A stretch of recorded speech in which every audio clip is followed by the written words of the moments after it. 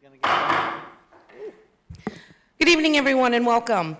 Tonight's agenda, we do have the joint school board meeting first, then we have a 2-item workshop, and then we will call the regular council meeting to order after the other items have been completed.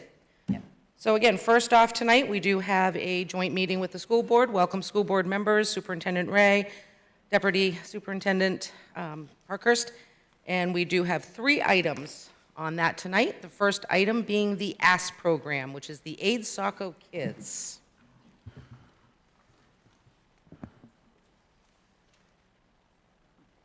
All right, well, good evening, everybody. Thank you for meeting with us tonight. Certainly, it's been an exciting time on the school department side and for the city, as there's been a lot of work, and just certainly never can go without saying how pleased we are with voter turnout and the results of a positive election, as we were all of us will be part of something that will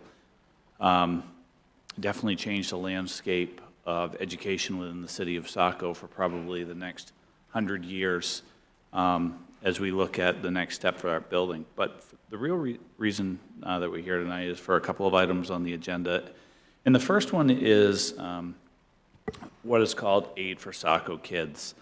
As you know, over the last several years, many different challenges face school departments and families, whether that be locally or across the nation, whether that be from housing insecurity to food insecurity, to sometimes just the essential things that kids need to make it through a weekend, whether that be food, coats, hats, mittens, a variety of things.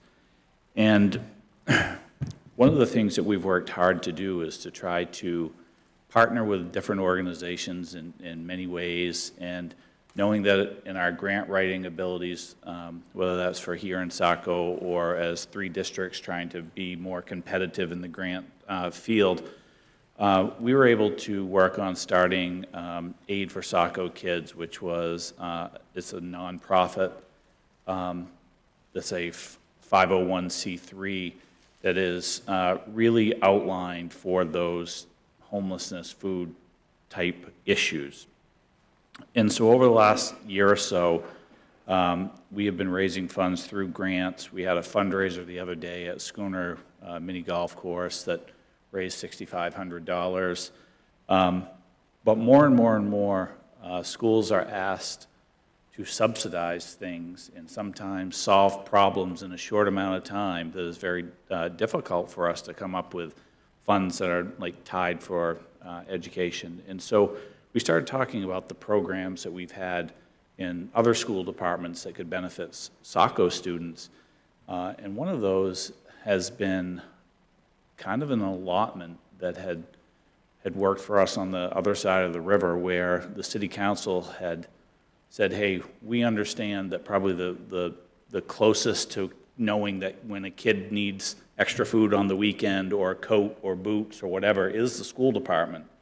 And many times our teachers and social workers are working on those things. And so we've been involved with a project over there for the last several years, where the city council has allotted up to $30,000 for our nonprofit on that side. And one of the things that we saw pretty quickly when we came together is there was times where we would have kids in this community and we'd be like, okay, where do we get funds for a jacket?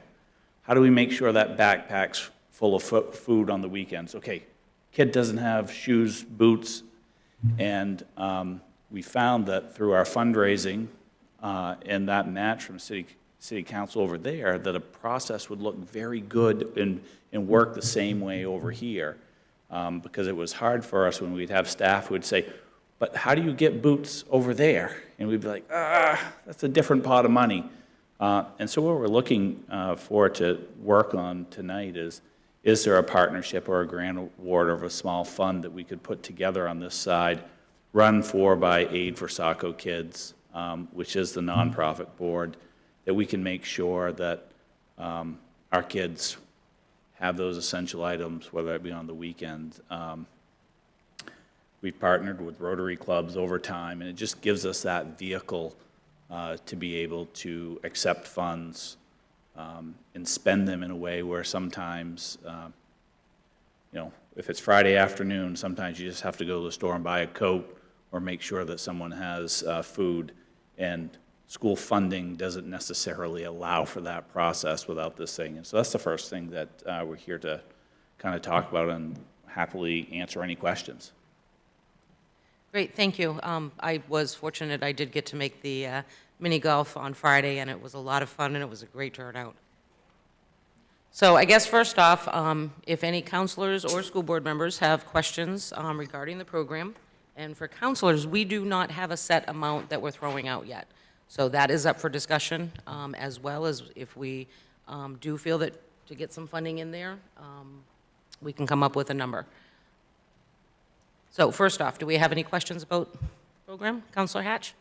Thank you, Mayor McPhail. Jeremy, could you just give me a brief summary of the organization itself? Because, both of us have been involved in these 501c3s for many years, and the stewardship of the funds and the managing of the funds for the intended purposes is important. Can you tell me a little bit about the infrastructure that the organization is set up, and who makes these decisions about how to spend the money? Yep. So we started, obviously started pretty small and developed a board that was comprised of school staff and some community members. Those members are Christine Jury, Allison Desjardins, Jen Ben, Chris Indorf, Shelley Kane, Jason Donardo, Meg, and myself.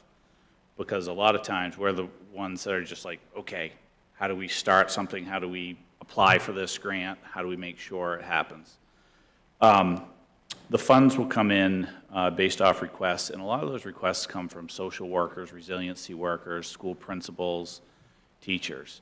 One of the things I think certainly that has changed more and more over the last couple of years is that those quick social service needs come for requests, and we have to have the ability that can't be a school committee meeting or whatever to do some of those things. And so we also find out that many grant organizations don't necessarily give to, like when we apply for certain smaller private donor grants, they're not interested necessarily in just given to a school department. They want an organization that is targeted to some special needs. So we have a small board that is, we're in infancy here. And it's a little different than, there was the STEAM 5013 that Mike was part of, which is very academic in nature and academic support. And this is really more about social service support. We'd like to grow our membership. We would look to have yearly fundraisers like the mini golf or some of those other pieces that would be year after year.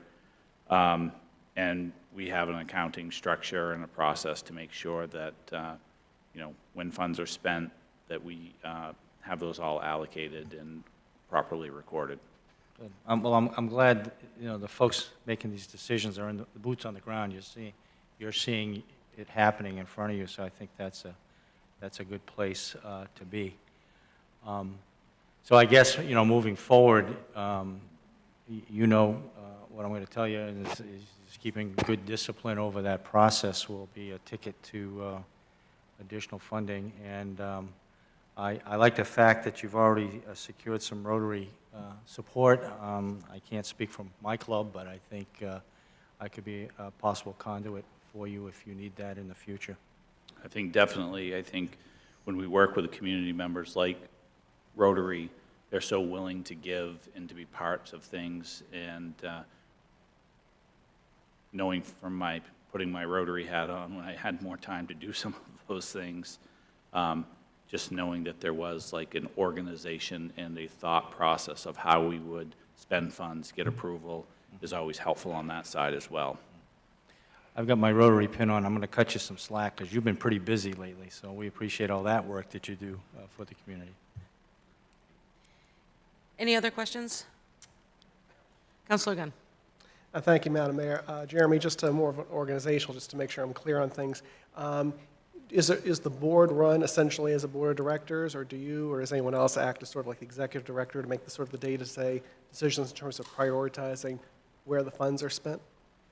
So essentially, in those situations, a lot of the intake from staff, there's no real executive director. We're a bunch of essentially part of our job and volunteers to make sure that this happens.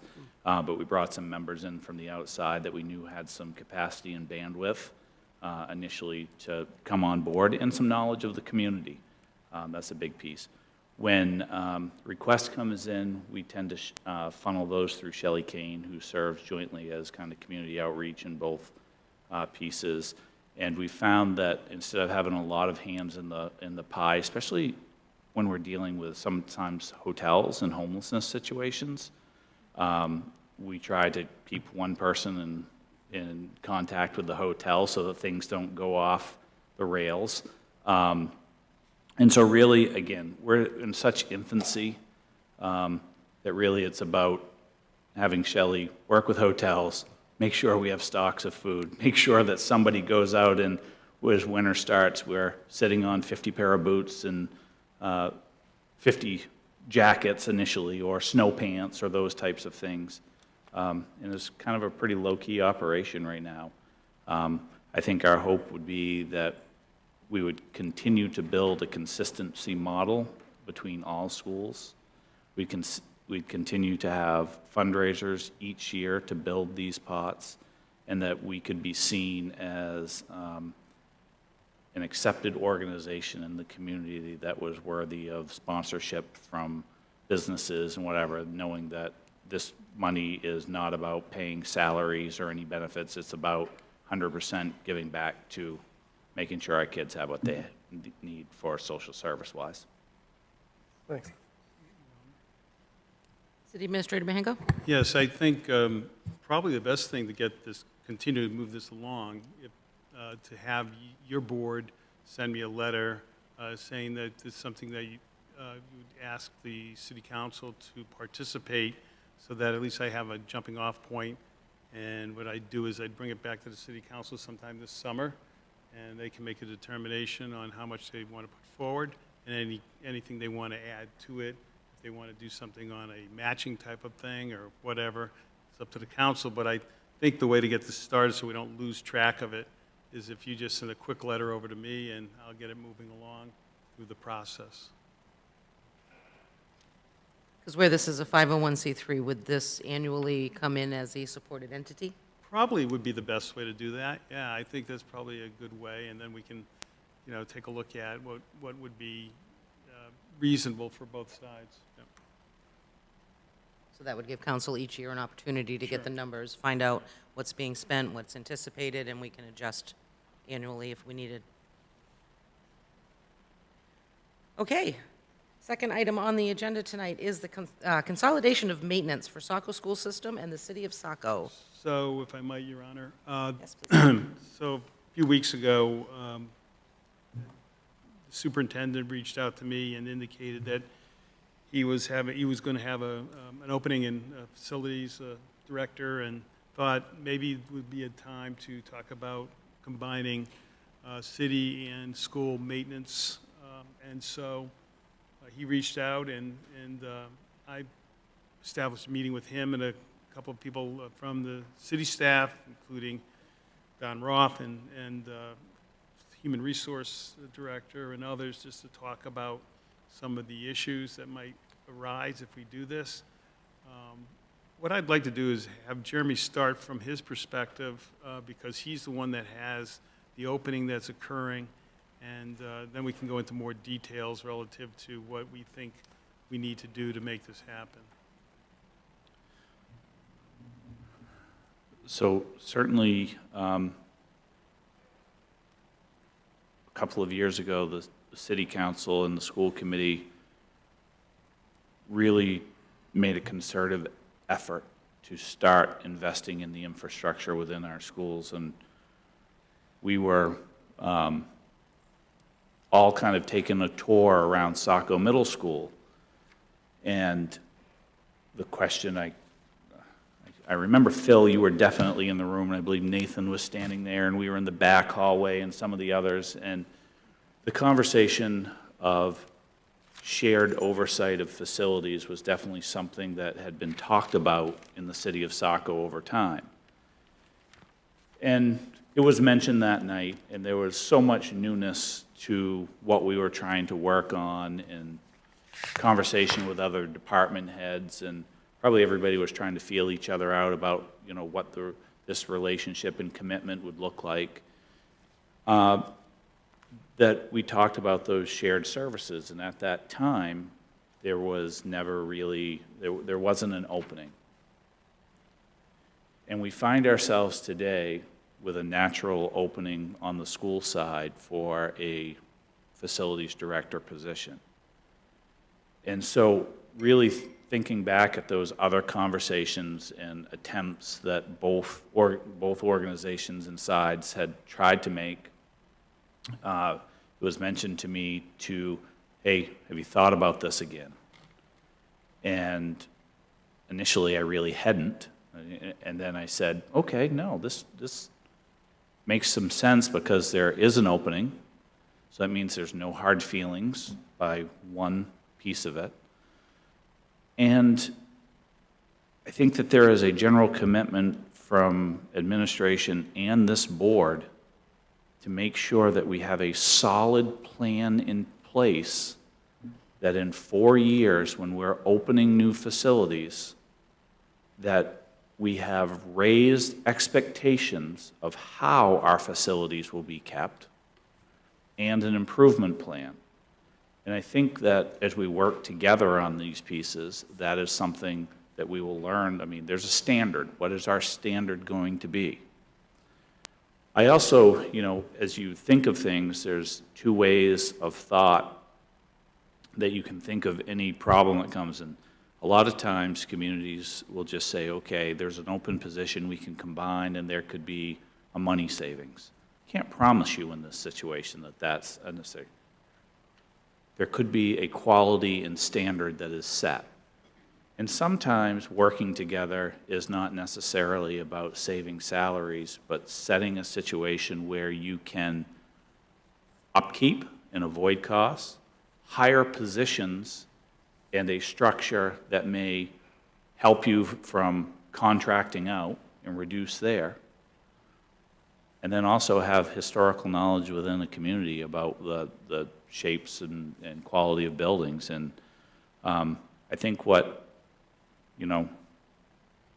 I will say this about my experience working here, and especially working with John, is that one of the things that I can appreciate about working with John is that there is an opportunity, a challenge, a problem, and we sit there and we talk about it, and there's no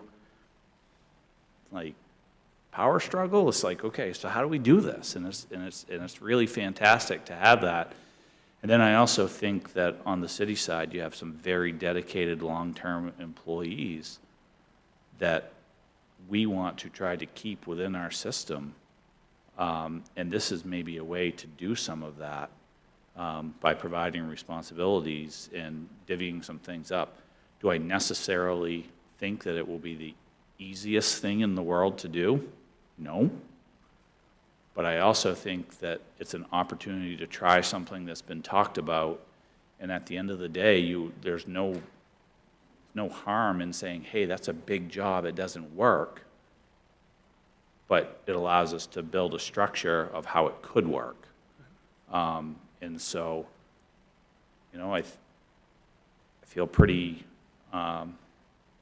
positive about an opportunity where we could think about that piece, and we spent some time talking about structure and layout, and, on our side, we have been trying to ramp up, because I think it's important to remember that this board here, 2 years ago, we had one break-fix guy in the school department, and we have an opportunity. We have two now, and we have another one in the budget, and an open facilities person, and this allows us to have an opportunity to say, hey, if we were going to use those funds, what would be the best way to use those funds for our entire city, and build a real team of people that can support buildings and stuff. And that's what I'm excited about trying to explore. And just following up on what the superintendent has to say,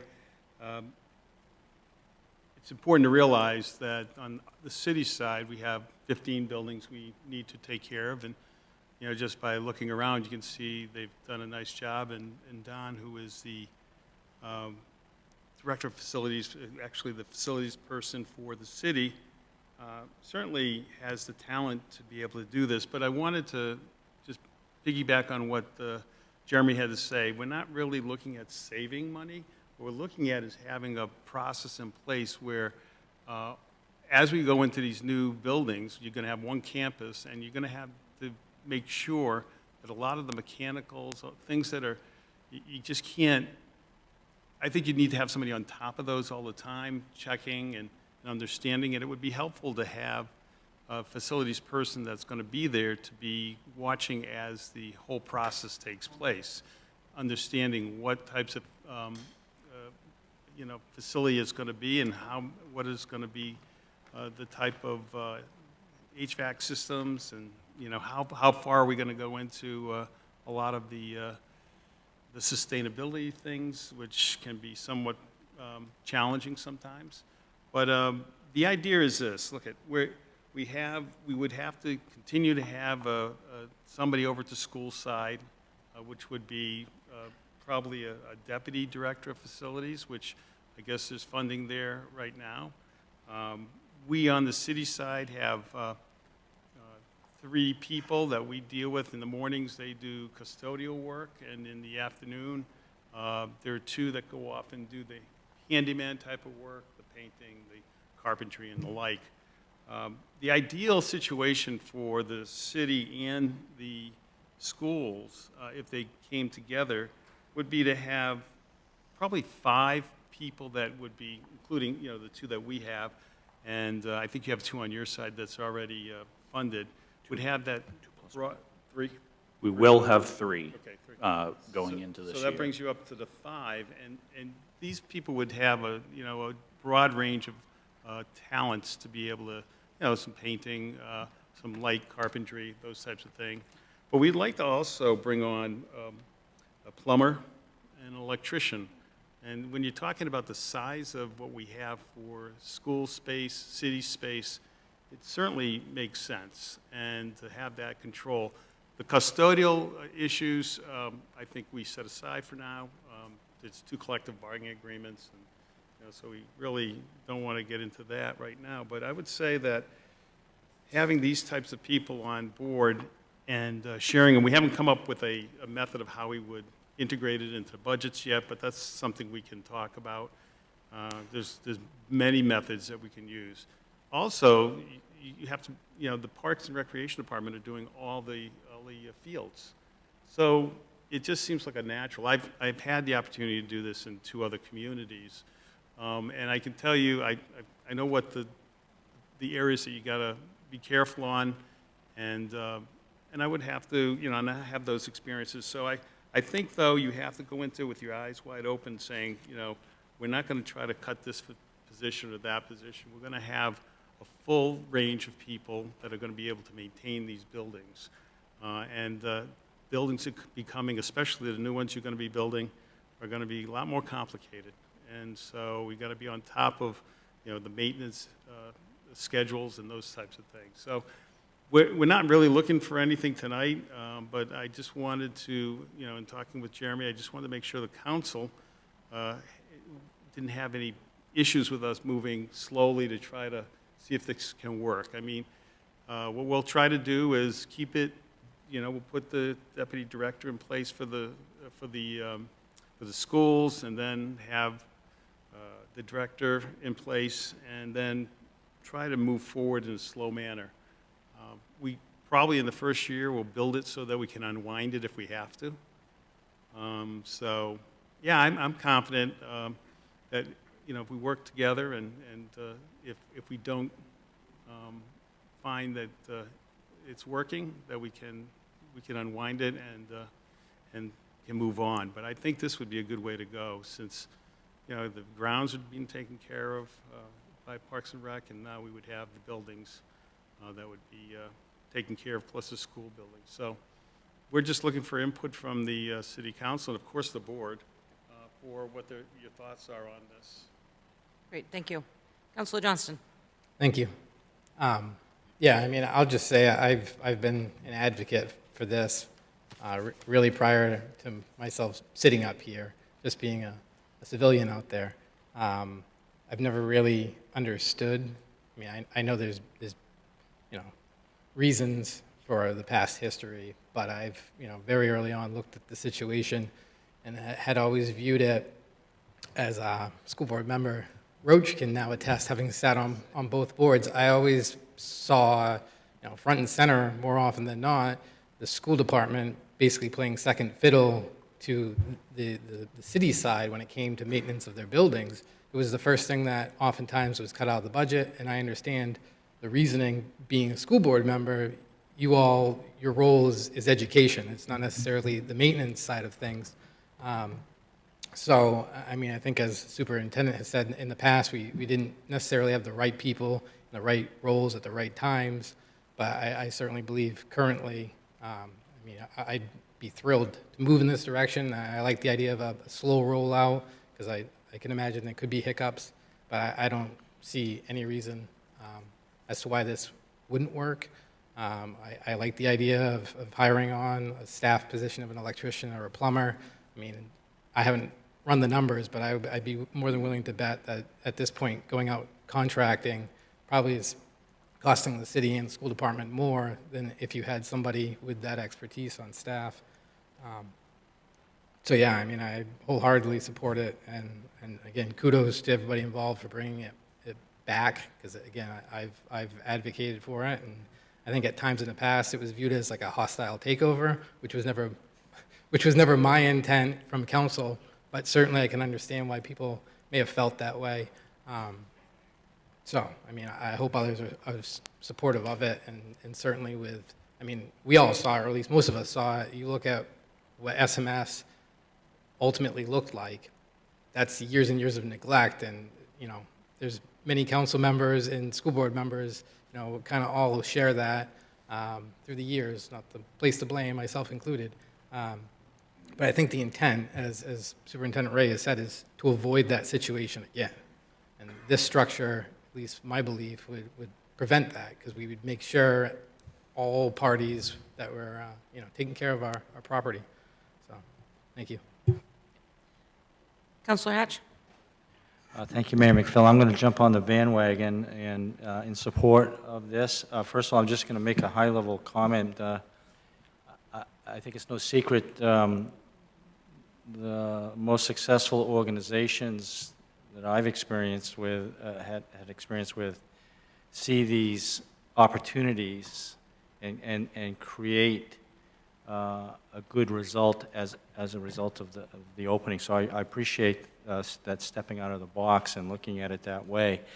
And although I would agree, we probably aren't going to anticipate any raw cost savings, but I do think that it is very plausible that a more efficient approach to building maintenance across the city will eventually, that efficiency will create some cost savings. So whether it's in the proactive engagement of fixing and replacing and repairing equipment and getting more longevity out of it is likely to result in some unseen cost savings. So I'd like to just throw my full support in moving in this direction. Councilor Archer. Yes, thank you, Mayor. I'd like to just add everything that they mentioned, the councilors before me had posted, I'm in agreement with. I believe it's just a natural fit, because in the end, the school department are our tenants. And in most cases, like the cleaning of your house, I have tenants as well. They clean their house. But I'm the one that's responsible for the plumbing. I'm the one that's responsible for the electricity as the landlord. This is a landlord. Again, we don't sign leases in that sense because of the government aspect of it, but we effectively own all the school buildings. The new ones that are coming, the city owns it, not the school department. So it's only a natural fit that the landlord takes care of these maintenance requirements, custodians, things like that. Again, my tenants clean their own houses.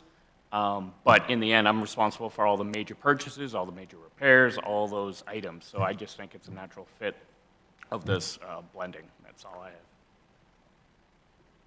Counselor Gunn?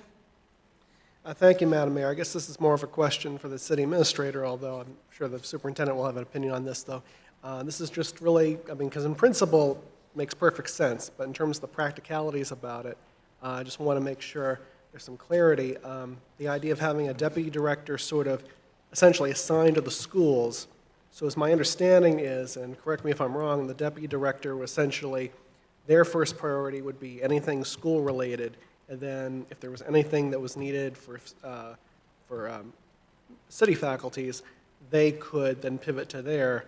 And if that's the case, then would the deputy director essentially report to the superintendent? I mean, would you have, because my, again, this old turf war thing, the last thing I want to see is a situation where, we have people that aren't in the city is prioritized, and you're out of luck if you have like a situation, say like a COVID outbreak, where you need people there. But, so that's again, Well, let me, if I might, answer that.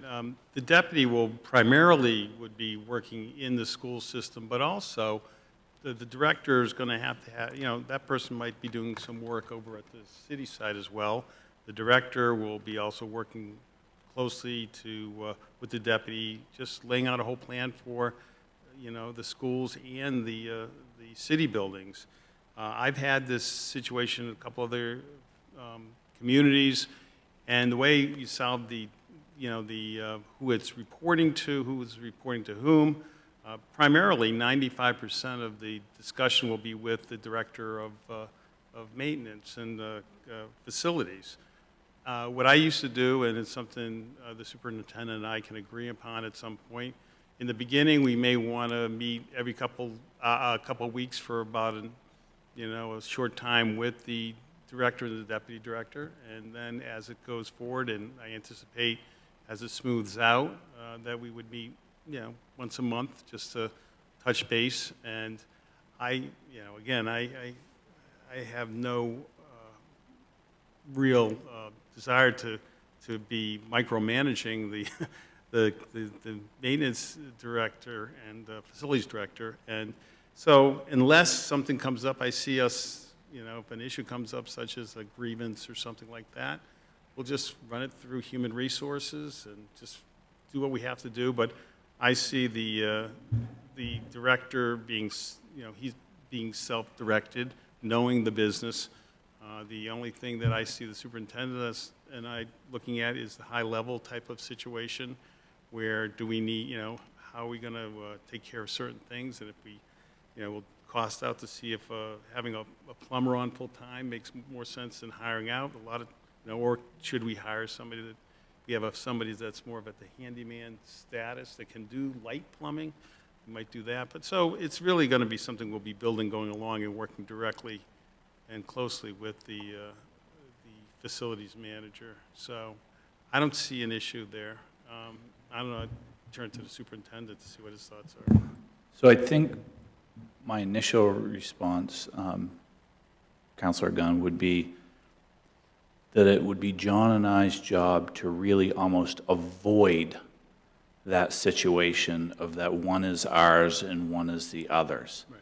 It's our job to think of this as collectively an organization of this is the process. And I do think that I've had an opportunity to live and work in two different cities that handle things a little bit differently. And the way that a facilities or a ground situation may be handled in one of my other schools is very different than how they're here. It's how leaders and department heads and everybody work together, because I know that if there's an issue here, I can reach out to whether it's the police chief, Patrick, Ryan, and we try to solve a problem, just like I would in this scenario is that I think one of the pieces that can be a little bit different about schools on the facility side is that we really have two things. There's the long term, but we are also judged by the day-to-day cleanliness because parents walk through the doors, kids drop milk every single day, And then when the school year is over, you turn around your hat and you're like, okay, how do I get floors ready? How do I clean? How do we do all of those pieces? I think what will be interesting for our organizations is to figure out about who the applicants are for a deputy's position and what skill set they bring to the table. Because it may be a skill set that, as an organization, you say, hey, this is a great need in, maybe on your side or on this side. And because it's the best candidate and it fills a void, maybe we are hiring for talent to do something that may save us in the future. And then roles and responsibilities. Then we look at the rest of the team and say, okay, how do we segment this over here? And so I see it no different than the collaborations that we've done in the past, and whether that's what we've done on a school side or with the city or another, we're always trying to fill a void and find a quality individual that has a skill set. And when that skill set presents itself, it's our job to hire to complement that. Just like if we went for an opening and said, hey, we've got to hire an electrician, but the best candidate in front of us was a plumber, we might not want to pass that up in order just to have that. So I think that it's very important on the initial phases, and I appreciate what John says, is create something that can be unwound if you have to, but also go into it knowing that it's a work in progress, and that we're going to have speed bumps along the way, and it's about a solution that we're always looking for. And to go back to one of the things that I wanted to make sure that was said about these pieces is that why I think it's so important for us to move in this direction and increase the standard that we have for care of our buildings and facilities is that all of us here today and in this community feel really great about what's happened for school buildings. And in 3 or 4 years, when we're cutting a ribbon and we're walking into school, everybody's going to feel really great on that day. But the real work is how we walk through those buildings 10 years after they're done. And do we have the same feeling? And I think that's something that's really important to me in this process, is that Meg and I had the opportunity to tour a lot of different places in looking at cafeterias, and we would walk out and say, we want to be an organization like that is 7 years old and still looks good, and we don't want to be an organization like that that's 7 years old and nothing has been done. Because I do believe that will be how something like this is. We're judged long-term of what we do for the city. Long answer to probably an easy question. I appreciate the insight, because just to piggyback on what you said, because, I mean, the fact that we have this collaboration between you and the city administrator is beneficial long-term for the city. But of course, I'm always interested in sort of crystallizing that institutionally, though, because personalities change, Yes. priorities change, egos change, and the last thing I want to do is have something that's set up with enough wiggle room that people could ruin it, though. So to settle, low and slow, like you said, to solidify this so it works and we don't run into the nonsense we've run into in this debate in the past. So I'm happy what I'm hearing. Thank you.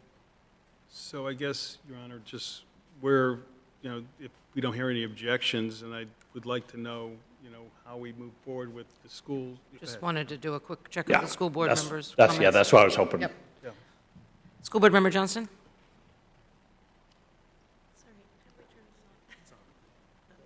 Should be. My son? Yep. Yes, you are. Okay.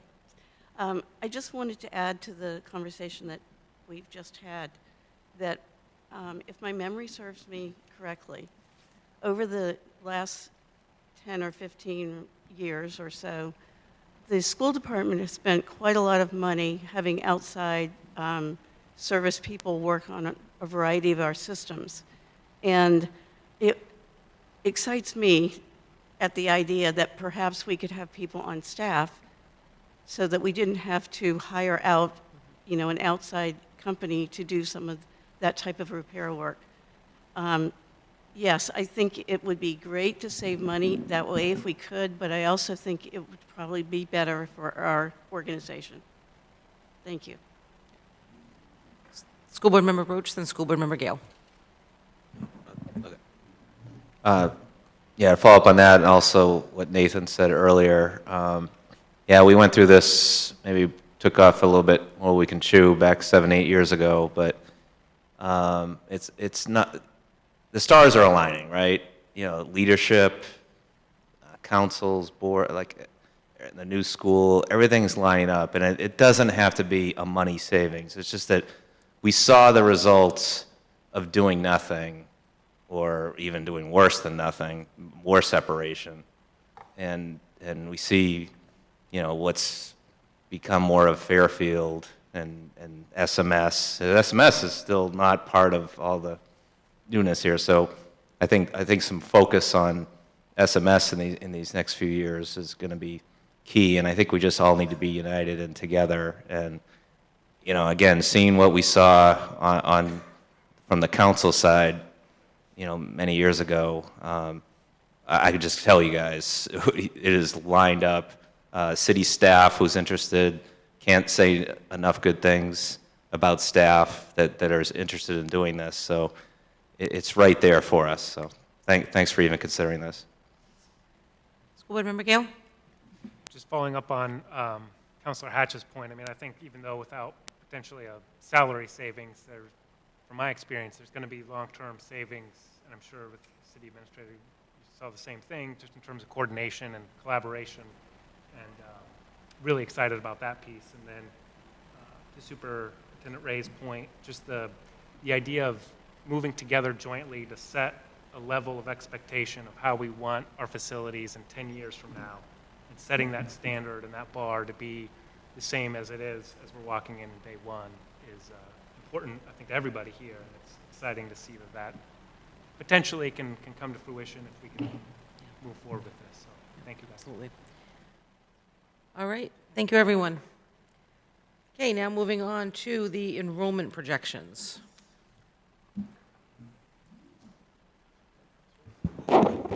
Okay. One of the things that we just wanted to do is make sure that there's a good understanding of what the capacity of our pre-K through 8 schools are, knowing that we have approximately 850-ish students who attend the 9 through 12 school. And when you look at our population over time, we are no different than any town in the state of Maine who has traditionally gone this way as our state continues to have less young people than in prior years. But when we project enrollments for next year, we're projecting actually a little bit less students than we have this year. Certainly throughout the district, there will be bubbles that will happen in a grade level here or a grade level there. We'll have more. Or sometimes you'll see a huge drop in a grade level, which we don't really have one of those. But there are times where it's an up and a down situation.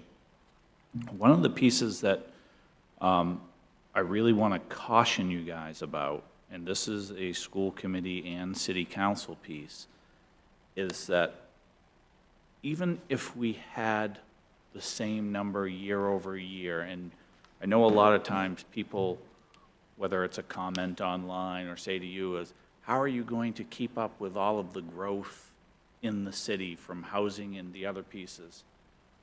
It's important to remember that without our new neighbors at the hotel, our numbers on the elementary side would be right around 75 students less than what we have.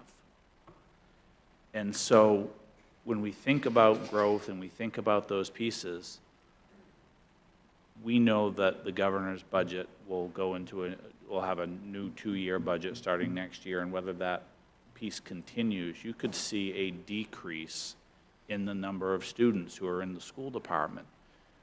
And what I would caution us about is that that would be approximately 5% of our population.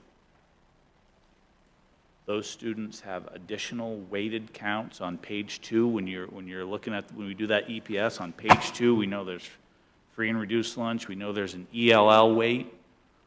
And so could have a situation where you have not only substantially less students in 1 year, which 5% would be huge for any community, up or down. Just like when it went up, we were like, okay, this is new to us. But you could also lose a significant amount of funding on page 2 of the school department. So I think it's important for us to always keep our eye on these numbers and understand that while we do have some limitations in space, like we have a grade level at Young School that could be a little bit larger for next year, and we'll make some decisions over the summer on number of teachers. And at Burns School, where we don't even really have an extra classroom right now, I think we need to be cautious in the fact that 75 kiddos could come out of the district immediately if there wasn't an extension or something different comes. So while there's no crystal ball, something we all have to pay attention to, because subsidy-wise, just like when we had our new arrivals over a summertime, many of those students were counted on our October 1 counts and in our subsidy. And then there was a good portion that came, it was like November, that missed that subsidy count. If a state budget lined up where there was a closing, say, or that program ended over a summertime, that would drastically impact our October 1 numbers and the following year's budget. So we just need to be careful about the possibilities that we don't step into that situation and everyone's like, why did your subsidy go down? Well, number of students, losing the money on page 2 for the weighted counts, plus rising valuation, starts to put yourself into the eye of the storm. So just want to make sure that that was well communicated about where we're at. Certainly, as I do drive around town, I see plenty of development that comes, but many times a family that's going to have a house doesn't have 3 or 4 kids to replace. Just be thought. I think we all just need to pay attention to it. Okay, great, thank you. Any questions or comments regarding this? Counselor Hatch? Thank you, Mayor McPhail.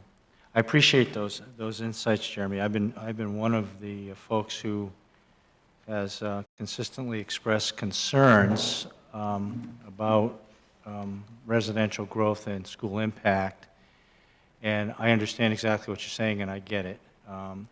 My only concern is that the volume of development in the future could skew these numbers as well. And I'm not so sure I'm overly concerned about the new school because of the potential flexibility that's been built into the plan. I'm kind of thinking that my greater concern might be in the interim period. But it's possible that, you know, a decade down the road, that our new school, if we get growth, residential growth filling these classrooms, that our new school could start encroaching on its capacity. My only point is that I would rather create a model that is proactively engaged in monitoring this as opposed to reacting. Because if we create statistical models that we can rely on, and I'm not questioning your projections, but you had some model you used, I'm sure, either history or whatever, but I think that it would be in our best interest as a community to work on creating a prediction model that is specifically related to our residential growth. And you know, a couple of years ago, I went through a very, very labored calculation, and I'm not suggesting that's the end-all, save-all, but I would suggest that something like that, which probably is a lot easier to do than it was for me in terms of dealing with two databases. But I would much rather have a model, projection model in place that you're paying attention to, that later in this meeting this evening, we're going to talk about some issues relative to land use and planning. And I am going to make a recommendation that we, in our site plan review criteria, that we have a dimension in there that talks about school impact, so that we can go to you and say, okay, these are the number of units we have, these are metrics tell us these potentially the number of kids. You look at it and say, we're fine, I'm happy with that. But what I really want is an opportunity to get to a point where you say, oh, wait a minute, we might, or maybe we're encroaching on that we're fine conclusion, and that we can proactively engage in some discussion. So, I just think that I would really like to push that agenda a little bit and try to come up with a methodology that's factual, based on student enrollments, and maybe every fall or every other fall we do a similar thing like I tried to do, maybe refine it, do something a little different, so we have some sort of conversion metrics based on actual student population. Otherwise, we'll end up, as I have seen at the planning board numerous occasions, where you'll have developers coming in, and they'll tell you, they'll have, well, I had a similar development in Timbuktu, and I only had 5 students. Well, that's Timbuktu. I don't know what it means here in Saco. So I just wanted to get that out to you publicly here, and we'll be able, the council is going to chat a little bit later this evening about that issue, amongst others. Yeah, and first, Phil, if we can get a good model, I think we can find some consulting work to do, because every city and school department would love to have that perfect model for us. And every state project requires any building permit, we have to go through those models. You know, I've had an opportunity to sit in school administration for a number of years now, and my biggest advice that I would give city councils on the housing piece is just make sure there's balance, and that there's balance for all ages and demographics throughout a community, because essentially, you know, I've been in situations where a new development comes in and it's tailored to meet a need, but that need brings families for X amount of time. And then if there's not a place for those individuals and families to grow and move within your community, that is where problems start. And that means that you have, for a school department, where one, you know, your ideal setting is that if there's growth, that it's growth that is spread across your age spans and not targeted to housing that may only bring kids at an elementary level. And I say that because there are times that families outgrow their first home or they move on. And those are hard not only from a budgeting and facilities standpoint, but it's hard to build that growth within the community of people that want to stay, be part of that community, not move out of your schools after the elementary because there's no housing, and whether that's attracting families or making sure, and Phil, you and I have had this conversation before, that my biggest dream would be there is a point when I don't have to live in my house next door, but there's a place in this community and that one of my children chooses to live there. But that means there has to be an opportunity for them to purchase and an opportunity for us as a family to move somewhere within our community so that we can be around our grandkids. not all lucky like you to have them across the street, Phil. And so those are the things that my advice on that is balance, balance, balance, because it all impacts somewhere. That's very good advice. So I think that's a message we can take into our broader discussion about land use and creating multiple layers of opportunity within the community. So I hope all of my fears are wrong. I really do. But I don't want to sit here in 10 years and say, gee, I wish we would have paid a little more close attention to this. So that's my only point. Thanks. School Board Member Roach? Just quickly, I know the city is, getting some pressure from certain developers, and I just ask that, can you give some pressure back on true affordable housing? It's not just about the volume of housing. I mean, we got kids living at hotels right now. How about just that next step up? If developers putting that much pressure on the city, they could bend, all right? They can bend. I want my city to be strong on this stuff. We also have staff that maybe teachers, ed techs, might not be able to afford to live here, all right? So I know that could help with volume, but true affordable housing, it's about time to put these guys money where their mouth is. If they want to develop an approved, force it. You have a lot of cards. Don't cave on this stuff, okay? Thanks. Anyone else? Okay, City Administrator Behenko, do you have anything to add? No? Superintendent Ray? Something we can all agree upon. Go Celtics.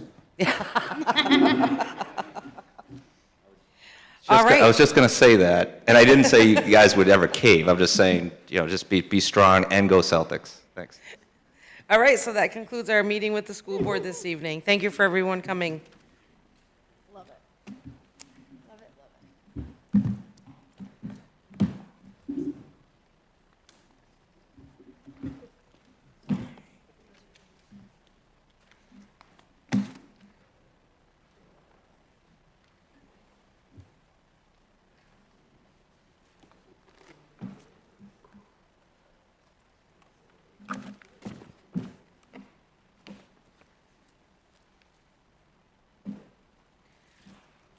Okay, next up on tonight, we do have two simple workshop items, not simple, small.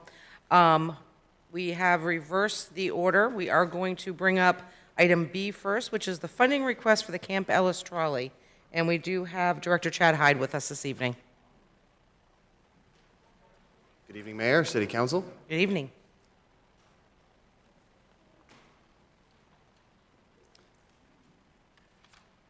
Okay, so in our packet this evening, we do have the information that has been provided to us by Director Hyde with the funding for the Camp Ellis trolley. My understanding is this the schedule that was provided last year, and it is for $32,000 for 10 weeks, which is the estimate in the memo. One clarification, if I could provide. Yep, please. This was drafted based on feedback from stakeholders for this year's summer season, not last year. There are similarities based on conversations I had with various stakeholders last year, but this is based on more recent conversations. Okay, good, excellent. Okay, would anybody like to start off with any questions or? It might be helpful, Chad, to have a brief overview of what you provided the city, and so that people watching at home and those in the audience might have a perspective of what this will do. Sure. I wasn't sure if it was appropriate to prepare a PowerPoint, but all the material is included here in the packet. So the general service design is focused on a Thursday through Sunday service that operates between the hours of 4 p.m. and 11 p.m.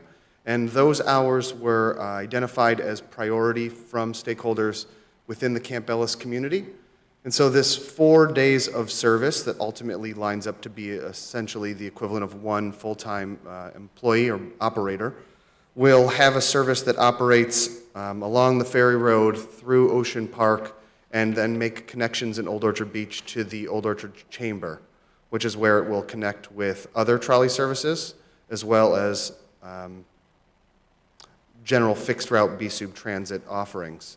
The stops that are included are just speculation as to where it might be appropriate, given both stop spacing and relative density along that corridor, but based on some simple inferences around, again, where there are housing, where there are tenants, where there are tourist accommodations, these locations are the general recommendation. Based on additional feedback or stakeholder input, we're certainly flexible to modifying those, but in principle, again, noting that the interested parties identified the 4 p.m. to 11 p.m. Time frame for those days of the week. That is the primary construct. Given the time that it takes to operate between Camp Ellis and the Old Orchard Beach Chamber, we'll put the frequency at a 45-minute cadence, which would be more frequent than some of the other services that are operated along our summer service corridors. One real component of interest and importance is, while some interested parties might suggest that we can operate less often than every 45 minutes, ultimately, once we employ an operator and a resource of a trolley to the service, it makes sense to operate it as frequently as possible. So an additional element of consideration and interest is the exact routing that might occur within Camp Ellis. It's been a while. This memo was authored in the beginning of May, but I'm unsure of the exact road conditions that are contemporary and planned for the remainder of the summer season in Camp Ellis. And so the primary recommendation, noting safe vehicular movement as well as ensuring reliability so that the service is on time and can be expected from those that might use it, as a primary stop in Camp Ellis at the general store. I know that there is an interest and a desire to have the trolley circulate further in down to the pier by North Street and Main Street, but until we really do a survey and operate a vehicle to ensure that it is a reliable and safe movement, that's something that I'm unclear or uncomfortable suggesting as a primary recommendation. So this plan, as it was identified, intended around a service schedule that operate from the weekend before the 4th of July through Labor Day, again, the peak season and none of the shoulder seasons, which generally is 10 weeks. And so we took the service complement, the resources required, multiplied by 10 weeks, and derived that $32,000 value. Now, noting the timing of our meeting this evening, as well as the remaining administrative steps that might be required of the city and city council to consider adoption funding partnership programs, I'm suggesting that we will likely need 2 weeks to ramp up and implement a service. And so I don't know what that exactly means to the final denomination, but assuming that it would be later than that 4th of July week, that $32,000 estimate would be reduced, unless we also wanted to push it further along into the year. There's also elements related to the staffing consideration. Really, the last few years, our real decision factor has been that we are limited in our staffing of CDL P-endorsed operators. And I have had conversations with city staff and others relative to the idea that we could use alternative vehicles that do not require that CDLP endorsement. However, at this time, B-Sub Transit does not have a fleet that will accommodate that, nor will it allow us to really broadcast the type of customer information that our customers have grown accustomed to in tracking fleet reliability and stop determinations. So that CDLP endorsement staffing is ultimately one of the key factors. And what I will suggest here is that if it is an element of the city's priority and we do reach an outcome that allows for funding, B-Sub Transit will develop a decision tree that ensures that other services may be the services that are reduced should we have a staffing crisis in any particular instance, which obviously has downstream and cascading impacts elsewhere in our region, which also could be in Saco and Old Orchard Beach, as well as Biddeford, Scarborough, South Portland, anywhere else in our service area. And so that is the 30,000, actually 10,000 foot view of the service design. I'm happy to take any questions or comments. City Administrator Bahenko? Yes, just following up on what Chad had to say, I think realistically, we could be looking at starting on July 11th. That's the 2 weeks that you would talk about. So that would bring down our cost for this season to $25,600. So from that perspective, and just how, where the, typically for your advertising, is that one of your better ways to generate revenue, or? That's a great question. So our summer services have two primary partnership methods, both contracted operating stop services as well as the advertising revenue. Excuse me, dealing with allergies here in the high pollen season. This year, we have contracted, confirmed, ink on paper, 27 different partnerships that generate approximately $132,000. The split amongst advertising versus operating contract support services is about $42,000 towards the, actually I got a note here. Yeah, $98,000 towards the operating support, which leaves about $34,000 for the contracted advertising. And there's onboard advertising that is external as well as internal of our trolleys, which is generally where many of our partners seek to advertise. When you mentioned the 27 partners, that's for the other services that are prepared to go forward. Correct. We kicked off our summer trolley season on Saturday, the 15th, and that operates 7 days a week between the 15th and the Sunday before Labor Day. The vast majority of those partners are campgrounds, tourist destinations, just general businesses along the three other trolley corridors. Is that pretty much self-supporting, or is there a subsidy from the community that it services?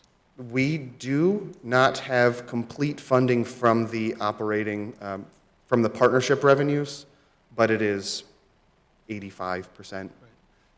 So how do you envision, if we went forward on this, would you or one of your staff be involved with trying to help develop some advertising space? And to be honest, given the timeline for generating partnerships, doing the printing, installing, and then a Labor Day sunset, I don't know that there's really much of a window. Okay, so what you're saying is if we went this year, it'd pretty much be a pilot of sorts to see how it, what the ridership would be? Yeah, I think a pilot approach wouldn't be sensible, but I also would encourage folks to consider the operating subsidy contract stops partnership, which is the common language that we use amongst all of our partners.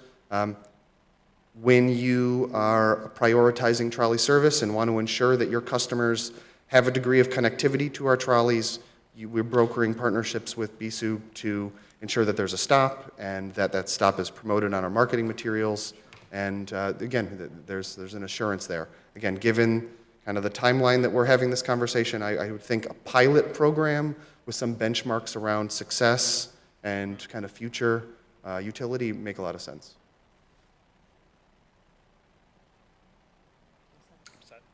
Councilor Johnston? Thank you. So I have 2 or 3 questions, I guess. The first one, is this a pay-for service as a customer? Would I be paying to ride the trolley, or is this a free service? And then the other question really just goes back to, I guess, governance of this. Does the rest of BSAW, being Biddeford and OOB, are they supportive of adding this additional route? And again, and then you mentioned impact to other routes, existing routes. Could you just elaborate more? Are we losing current routes to support this creation of a pilot route? Good question.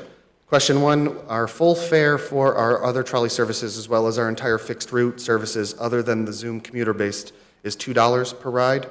There's a reduced fare policy that's a mandate of the FTA where eligible parties based on demographics, age, and other considerations get a 50% fare, so it's a $1 fare.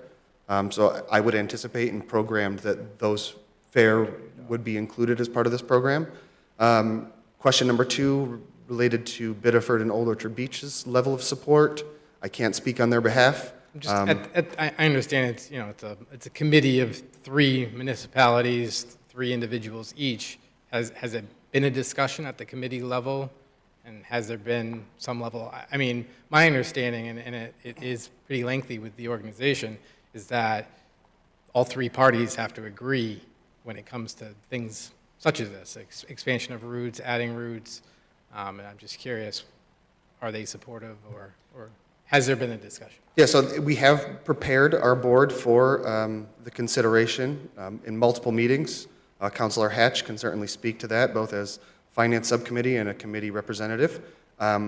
I can express that in years past, the City of Biddeford have requested that we consider trolley services to Fortunes Rock Beach or other beaches within the City of Biddeford, and given our resource constraints and where we were at in previous years, that wasn't even something that was on the table. To your other element related to the funding structure, I will suggest that this is outside of past practice and policy relative to the way in which the municipalities fund.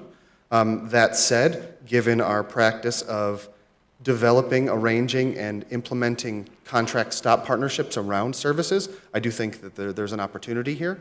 And then, again, I can't speak to Old Orchard Beach, but certainly there is a degree of connectivity and opportunity for economic benefit from those parties, but I can't speak specifically to the city councilors. I have expressed to our committee that we will make it happen, as I just presented to you all. To your third question around service reduction, service impacts, on Sunday, June 16th, we did just reduce service on routes 52 and 53, which service from the Saco Transportation Center to the Saco Industrial Park and then into points in Old Orchard Beach. And the primary reason for that is not relative to this consideration, but rather the redundancy of operating other services that overlap, Route 60 Green Line, and then the summer trolley services, further noting our limited resource constraints. Those are the primary reasons, but those do put us in a position that I will say make me more comfortable with advancing this program or this pilot than in years previous. I would just add, and again, just my own personal opinion on this. I have concerns where we have a current transportation network that you are clearly working very diligently to make it more productive.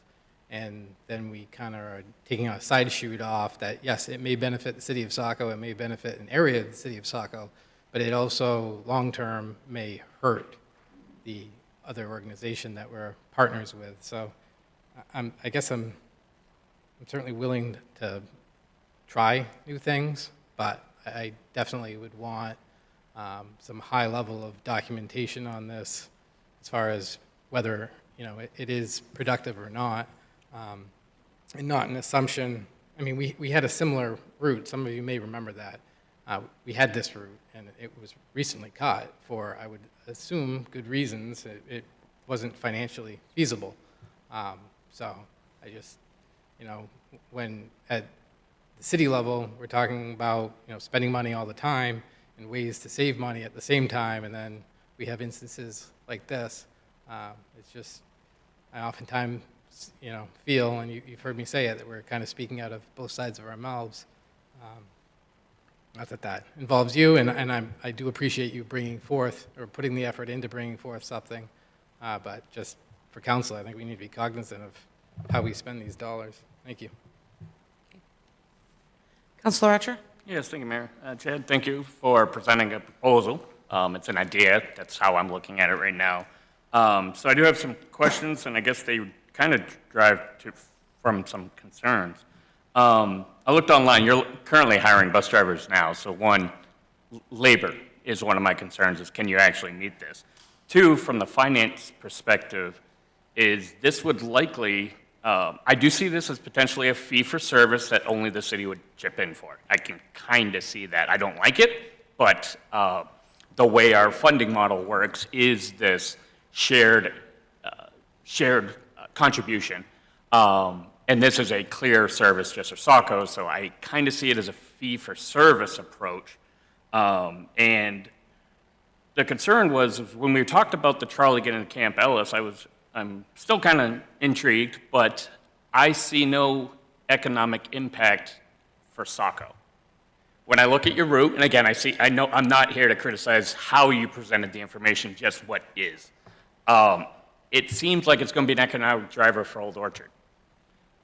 There will be people coming into Camp Ellis. I do believe that. But how I look at this, it's really for the residents and our renters down in that area to get into Old Orchard. So Old Orchard they're going to be a primary beneficiary of this, whether they chip in or not. So that's just a concern. And how to bring that 32,000 down. That doesn't include fares, potential fares? Would you like me to answer all the questions or one at a time? Oh, sorry, Yes, yeah, okay, whatever's easier for you. Okay, I'll go with the last question first because it's freshest.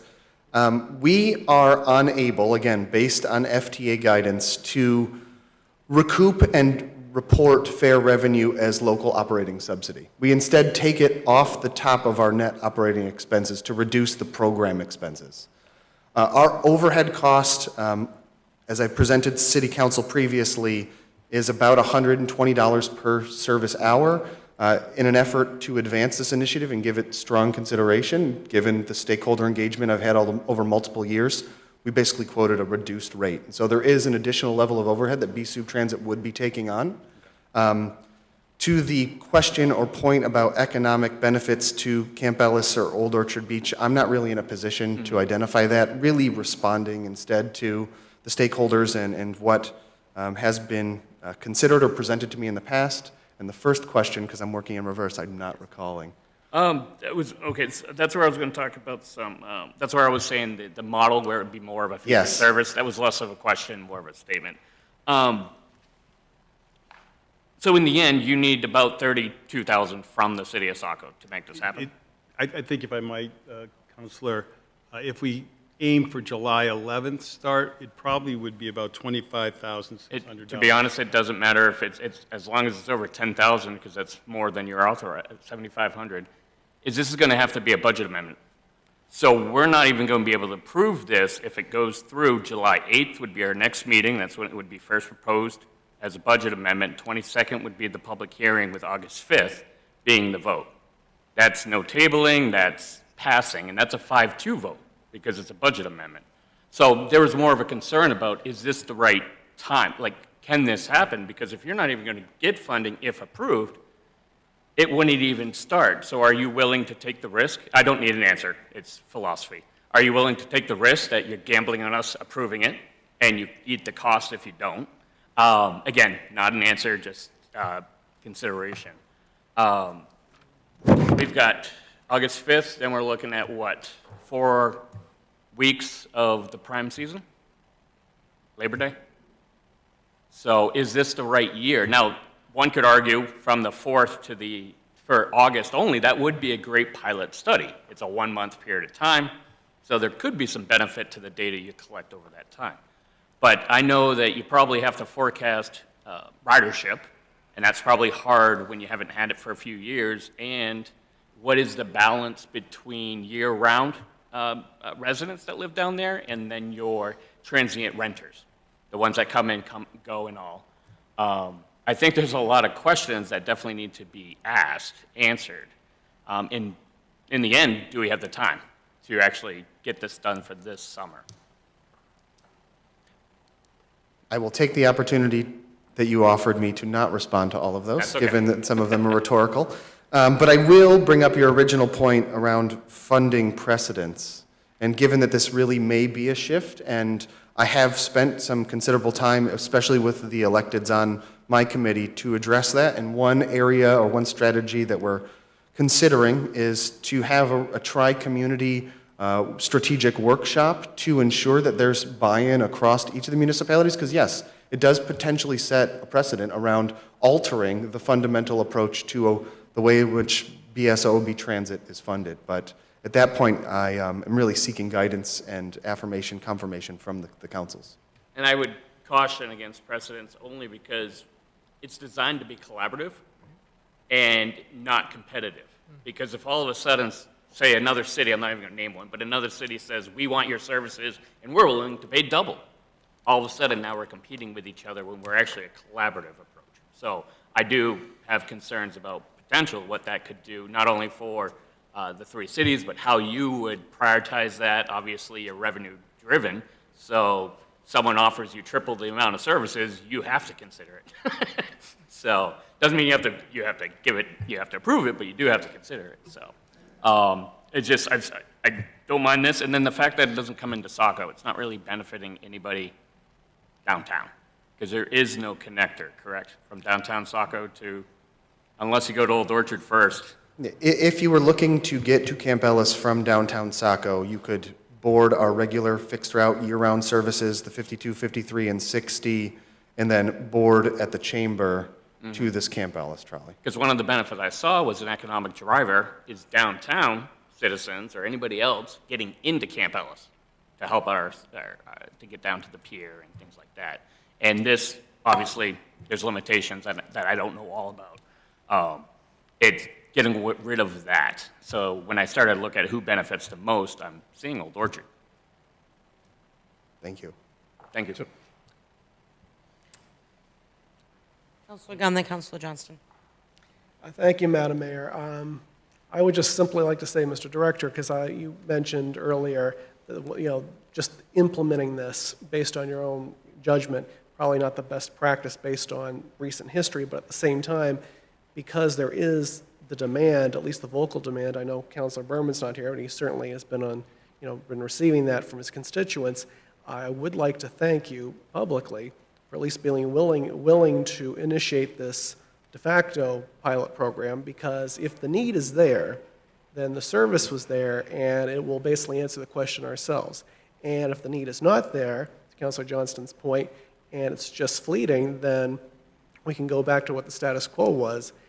To Councilor Archer's rhetorical point about trying to decide who's actually utilizing this. I mean, if I was in your position, I would roll the dice and I would extend the pilot program to Columbus Day for the simple reason that we all know September's and Maine are quite lovely, and that there will still be a significant population down there that specifically avoids the August season. But that's obviously just my, I'm not a professional running a bus company, so I'm not going to, I'm just throwing that out there. That being said, I think this is a proactive approach, even, and we can do it without having to pay, the full $32,000. I think this might we're going to get some answers one way or the other, and it's going to make some riders happy one way or the other, and we'll see where we are, I guess, in November. But thank you for being willing to be open-minded about it. Thank you. You're welcome. I will just say many times over in my career, I have experienced the opportunity of new knowledge that I didn't previously anticipate, but in a resource-constrained universe, which is what transit is, there's always trade-offs. And so we've proposed this and tabled this and considered it because ideally there is a world where it is successful. And noting new resources, the limitations or reductions elsewhere are not as great, but at the same token, we need that information in order to make a determination. And if it wasn't through additional resources, then the trade-offs or negative impacts elsewhere in our service network would have to be considered and implemented. Councilor Johnston. Thank you. No, I was just going to reiterate my just concern, as Councilor Archer indicated, as far as the precedence of this. Again, I kind of feel awkward that we've kind of put a director in this position where every director that's been in that position has always operated with the blessing of 3 communities, and then here we are asking for more and above our normal financing or funding, and basically asking for, Saco specific, and I didn't know until, it was just mentioned, but obviously, Biddeford has had interest in having this similar service down to their beach area, and so I could just see, where you could get into a situation, maybe not this year, maybe we do it this year here, and then next year they're asking, oh, well, we'd like that too, and you did it for Saco, and it becomes a tick for tat situation going forward, and we lose focus on, again, as I've said previously at other meetings, we don't even have our current busing situation at the levels it needs to be for it to be, even marginally successful, in my opinion. And it's been that way my whole life, and I would like to see it get to that level, but we're not there. So I do have concerns about, again, a side route off. And I guess to Councilor Hatch, in however many days between, now and the next meeting, if you could at least reach out to your colleagues with BSOB and see how they feel about it. informally, I don't know if they have to vote on it, but I would like some assurance that, this isn't something that they also feel like they've been, twisted into going with. Chad, correct me if I'm wrong, but, we have a finance committee meeting coming up shortly, and then followed by a board meeting. This is within the next week and a half. So it is conceivable that we could bring this before the body because I was hearing the same things that Chad communicated to you, but to get it formalized. And if there is an issue, then we can hear that. So if a decision is made tonight to go forward, it could be contingent on us having the opportunity to present that to the full BSUB board. Anyone else?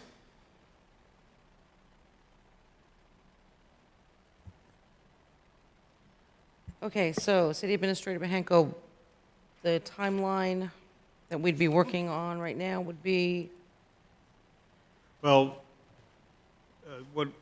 as Chad mentioned earlier, I think if you're going to, I've heard a few things here, but to try to do it for the season, even though it would be shortened, would be aiming for July 11th. But the funding mechanism, we would have to, if we did July 11th, and correct me if I'm wrong, Chad, the city would be would have to put in about $25,600 for those 8 weeks that the service would run. Is that somewhat correct? It's $3,200 a week. Yep, I'm just looking at my calendar, yes. That is correct from a math perspective. And just to follow up on, the timeline, advance notice elements, once there was a clear indication in a city council vote that approved it, the clock would start for us, and we would make sure to do our best to roll out service in a timeline that benefited the community. And the city council could have two options. One that would be to fund this through a regular additional authorization for fiscal year '25, or there is some funding left in the contingency line in FY '24 that could be possibly encumbered for this, if that's the will of the council, so that we would have at least a commitment to Chad tonight, if that's something you'd be interested in doing. But it's clearly up to the city council which way they would want to do this. Would they want to do it through an amendment to the fiscal year? Amendment period. What's that? I would, Councilor if Johnson. if we're moving money around, it's an amendment period. No, we wouldn't be moving the money. It's, let me explain and maybe. Sure. Well, I'll explain. It is a contingency, a miscellaneous contingency that we have in the budget. I haven't been here long enough to know how past councils have reacted to that. It's a section of the budget that's been a miscellaneous contingency. So I'm just throwing these things out just to be, certainly if the council wants to make it an amendment, I'm fine with that. I just was trying to give you some options. That's all. Councilor Johnson? did you Yeah, wanna- and I've had issues with the way the contingency has been spent with prior city administrators. And I would argue that regardless of whether it sits in contingency, it's still a budget amendment if you're now going to allocate that towards a specific use. So it should follow that normal process. That's Okay. my personal feeling on it. If that's what the council wants to do, that's fine. Yep, so if we do it as an amendment, this would be July 8th, Yes. the earliest, the first Yep. 3-reading process? Unfortunately, yes. Yep.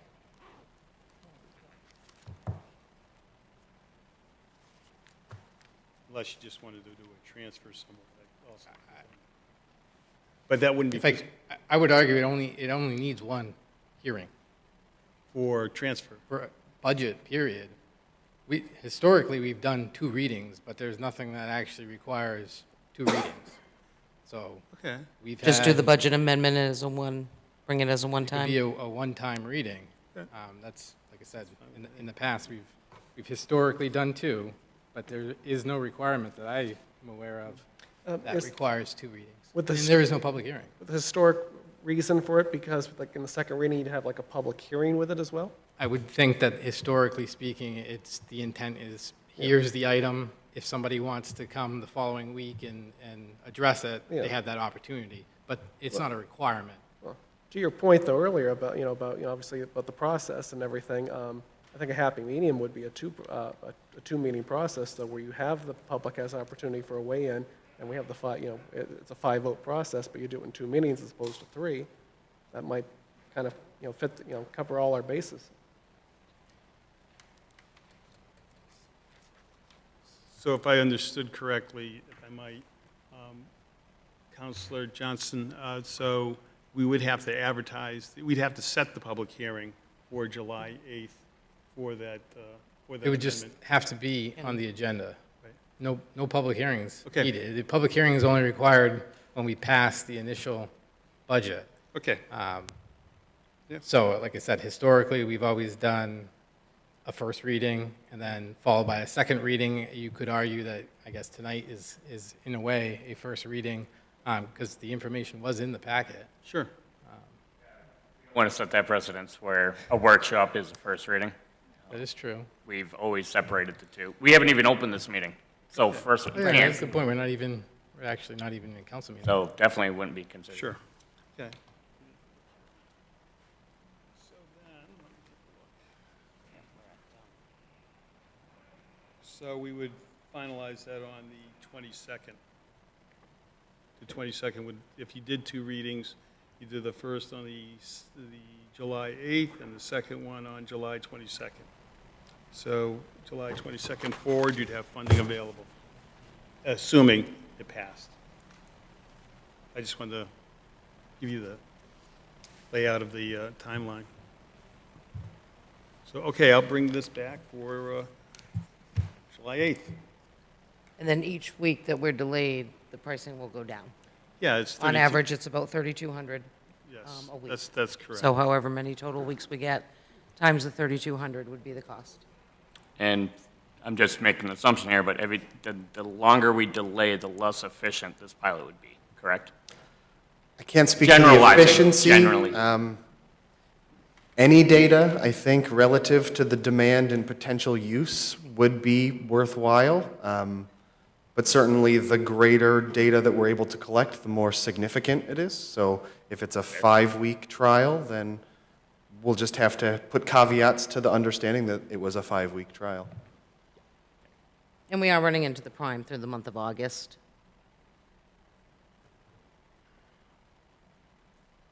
So, okay, so we will bring this back on July 8th. Correct.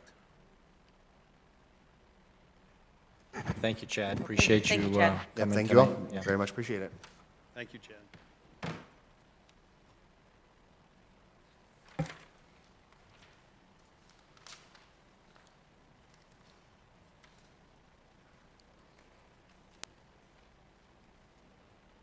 Okay, next up, we have Planning Director Prescott with us this evening for the land use prioritization.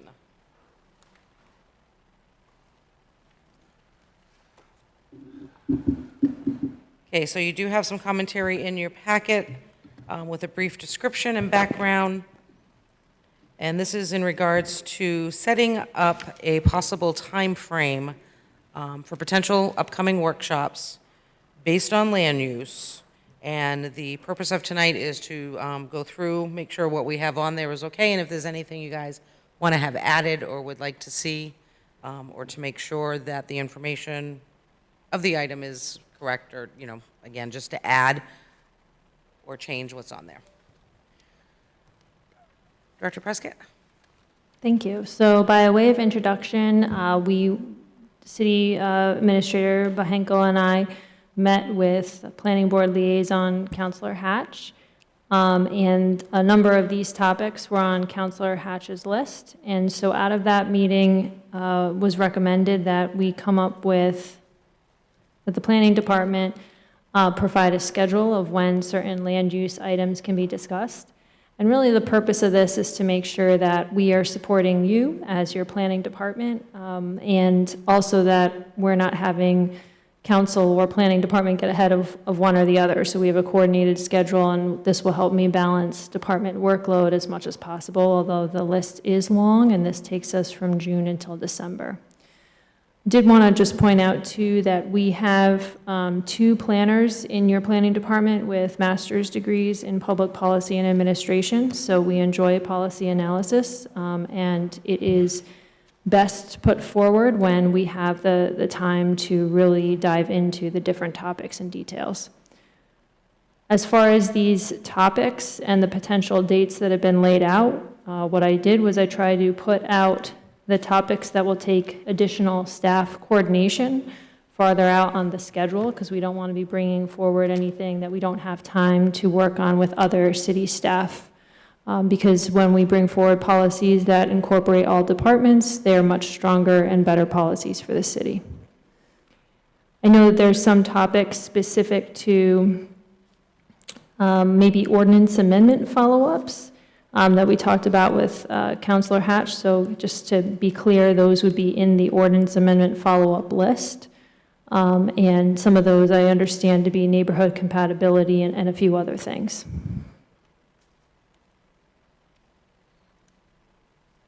Additionally, last year, in the planning department, we had told you we were working on an annual reporting tool for things that would capture, like how many housing units we're permitting a year. We also told you we were going to look at the enrollment items with the schools. We also told you that we were going to be following up on better coordination of the schools. So there's several topics out there, so.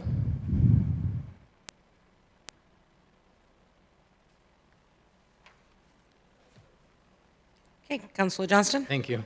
I'd just like to thank everybody involved for this. I find it helpful myself. As I always say, I have a lengthy list, and now I have something where I can prioritize myself to pigeonhole it into one of these dates. And also, I'm appreciative of the school impact fee discussion, and I can now cross that off my council comment tonight. So I appreciate it. Anyone else? Councilor Hatch? Thank you, Mayor McPhail. I would just I appreciate the list, it's beautiful. Gets us focused and started. And I would just like to ask to consider moving the ordinance amendment follow-up date to some date that's sooner than that, but I also understand that you need an opportunity to collect through City Administrator Bahenko any council-specific issues that we would like to have addressed. And I'm in a position, and I'm sure my colleagues are as well, to bring forth, and in my own list, I've tried to cull from that. I've got 4 or 5 issues that for me are priorities. There are other things lingering that I'm just going to kind of leave there for now. And so I would like to, if possible, try to pull that target date a little sooner. And in the meantime, I think it would be helpful to staff if the council took it upon themselves to submit any comments that they may have specifically to potential ordinance amendments directly to City Administrator Bahenko, so he can collate up and get them to staff and then give staff time to work. One of the things I've come to learn, because I tend to be a little impatient as City Council liaison and working a little bit more closely with John and Emily, Planning Board liaison, is I see that there are lots of things going on behind the scenes that I think are going to be incredibly productive to us as a council when we get to the growth discussion component. And I think, although I have some of my own concerns and issues, I'm holding on to those until I hear what staff has to provide us for updated information, because I do think that at some point, we as a council have to kind of wrestle with some type of housing policy. I would ask, if you haven't, I'm asking my council colleagues, if you haven't read the State of Maine Housing Production Needs Study that was issued in October, or if you've read it, pull it out again and read through it again, because I think there's a lot in there that will, I think, come forth from staff and part of their work. But I've been pushing this notion of, the state has told us as a state we need 84,300 units in 7 years, and I'm not going to take issue with the mathematics that came to that number, but I am going to promote a focus on what is Saco's fair share of that number, because I don't want to be in a position, for the benefit of our taxpayers, to be solving the state's problem here in Saco. So I've begun to do some of my own calculations about, based on population allocation, what is our fair share, and I think that's a point we need to discuss as a group as well prior to making any policy decisions. So I like what I see, okay? It gives us a focus. I'm happy that Councilor Johnson, because we've been talking about this for years now, that we'll have this opportunity. But personally, I would like to see that ordinance amendment follow-up pushed up a little bit, with the caveat that we have to engage as soon as possible and get information into City Administrator Bahenko. Thank you. Councilor Gunn? Thank you, Madam Mayor. Emily, I'm just thinking about the last couple of long-range planning committee meetings we've had, which have been very proactive in terms of reimagining the Portland Road corridor. And I just want to ask your professional opinion on where a discussion of the nature of those, a discussion at the council level, or with the planning board for that matter, where would fit practically in this schedule, because I see we have joint planning board workshop at the same time, also to give a planning board on their own perhaps a chance to sort of workshop some of the ideas that the long-range planning committee has been discussing. How do you foresee that process playing out? Thank you. That's a good question. And we will have other items. You're going to be hearing a lot from us between June and December. So John has also, City Administrator Bahenko has a list of other items that I've presented, that these are the other things that we need to bring forward as well. They just weren't specific to this land use related discussion. So that would certainly be something we would add to that other items list and bring forward as it fits in the schedule. I would imagine we could handle that sometime along the growth and housing discussions. Those would be good times to kind of talk about that as well. And so we will build that in. But there are other items on the list, like we have zoning. We have 2 zoning petitions that I'm aware of right now. We have a request to have a Vision Zero presentation, things like that. That moving forward, you'll see that are just not specific to land use related workshop items.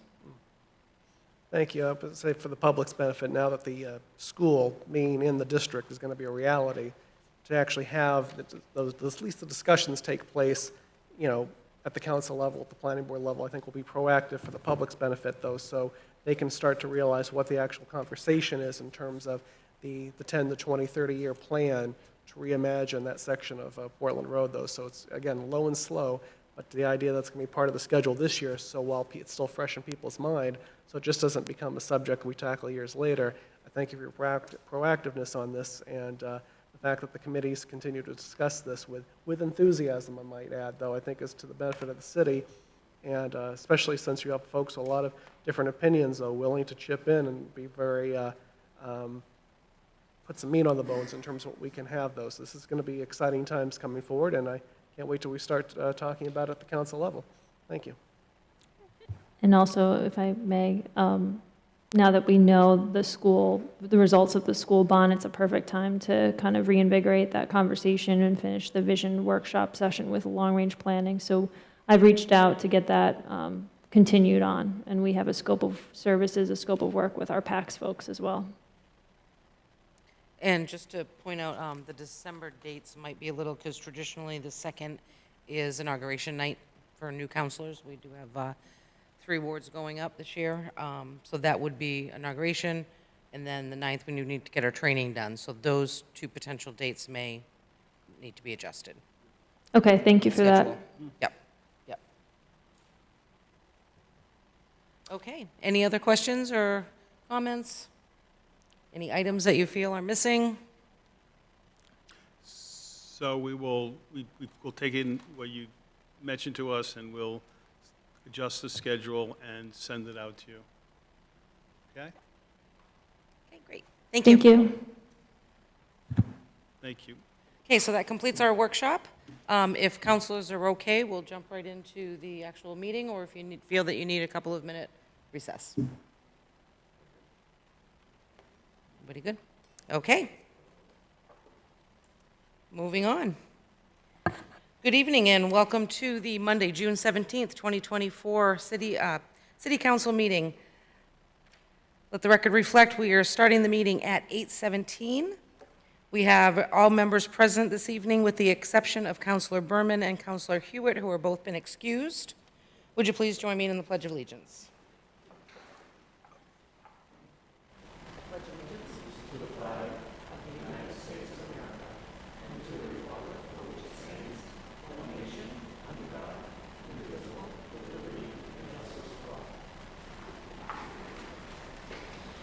Okay, thank you, everyone. And that now takes us to item 4, and there is no general this evening. Item 5 is committee correspondence to council. Any council members wishing to speak? Councilor Gunn? Thank you, Madam Mayor. I just wanted to report, I received word from Age-Friendly Executive Director today that the community meal that was scheduled for Thursday, the 20th, has been canceled, due in large part to the impending heat wave, and they thought for people's safety and security under what should be an oppressive week, that probably best to call that off. So I've not received word yet if it will be rescheduled, but if it will be, I will talk to Gene Saunders and get word back to the council at our next meeting. Great, thank you very much. Anyone else? Okay, I would like to note out for everyone this evening, Councilor Hewitt is not here, so as the liaison to Saco Main Street, just want to remind everybody that this Saturday from 9 to 3 is the 53rd Annual Art Festival on Main Street. And again, that is running from 9 to 3, and I believe we have over 75 vendors, craftsmen, and it should look, the weather's looking beautiful, so should be a good day. Okay, that now takes us to item 6, and that is public comment. If there is any member of the public wishing to speak, please step forward, state your name and address for the record, and you will have 3 minutes to address council. Okay, not seeing any members wishing to be recognized. Now takes us to item 7, and that is the action items. Item A this evening is a public hearing, renewal application for a special entertainment permit for the Sea Salt Products, LLC. And that is Councilor Gunn. Thank you, Madam Mayor. Sea Salt Products LLC, doing business as a sea salt lobster restaurant, 660 Main Street, has applied for renewal special entertainment permit for the establishment. The applicant has paid all applicable permit fees, and the clerk has properly advertised the public hearing in accordance with the Saco City Code, Chapter 93, Entertainment, subsection 93-2. I move to open the public hearing. Motion has been made to open the public hearing. Is there a second? Second. Second by Councilor Johnston. Roll call vote. Councilor Archer? Aye. Councilor Parks? Yes. Councilor Gunn? Yes. Councilor Hatch? Yes. And Councilor Johnston? Yes. Motion passes 5-0 to open the public hearing. Any members of the public wishing to speak, please step up to the podium, state your name and address, and you will have 3 minutes to address council. Okay, not seeing anyone wishing to be recognized. Councilor Gunn?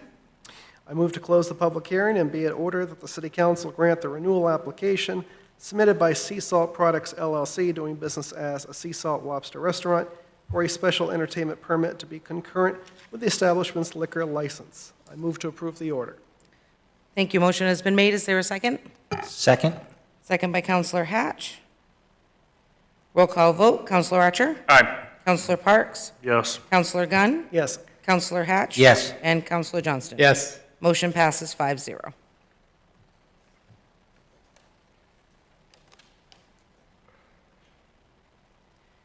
Okay, that now takes us to item B, and that is a one reading for write-offs of the fiscal year 2024, and that is Counselor Hatch. Thank you, Mayor McPhail. It is standard practice for the finance director to request council approval on writing off amounts owed to the city, especially with regards to taxes.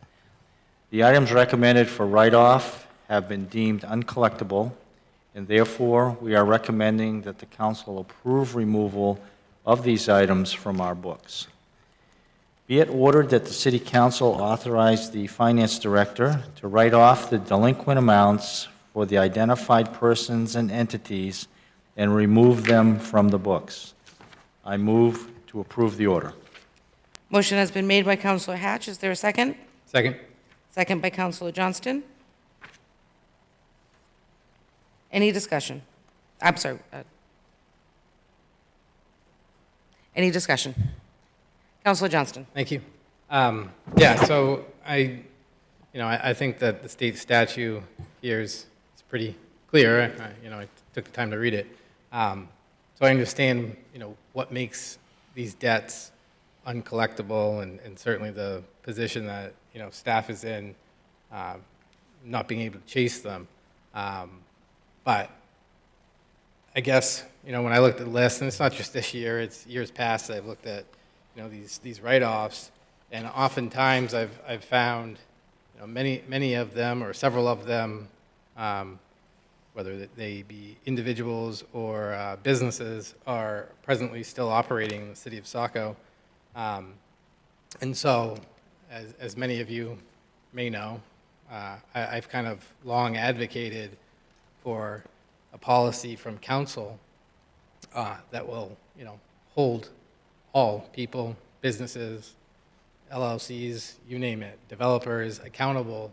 And this is just, one opportunity that I'm going to, again, advocate for such.